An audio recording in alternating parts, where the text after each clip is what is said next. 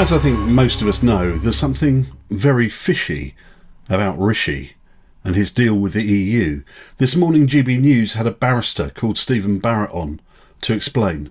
The UK was sort of given a jazzy press release, whereas the EU published a lot of the actual text and legal changes.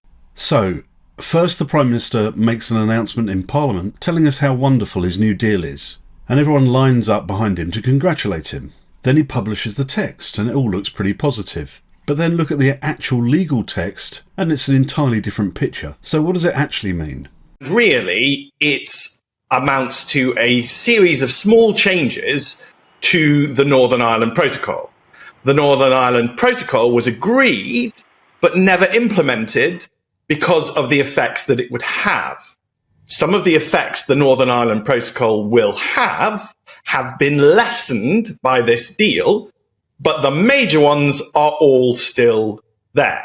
And that's why last night, an independent KC in Northern Ireland and familiar with Northern Irish law came out and agreed with me that EU law will still apply to Northern Ireland. There is still an effective border between the rest of the UK and Northern Ireland. Okay, so it's not quite as good as a deal as we would have liked, but perhaps it's better than what we've got. Or is it? This has real practical impacts on the rest of the UK, because what the EU, in giving a small amount of concessions, has done is to give itself a series of powers over the United Kingdom. I call it a big bag of sticks with which it can beat any United Kingdom government into submission and make sure that it follows EU law and what the EU wants to do.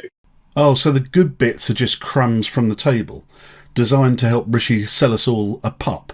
It is highly likely that any United Kingdom government of any political persuasion will be forced to follow EU law rather than diverge. So with this deal, we'd still be a vassal state then? Still?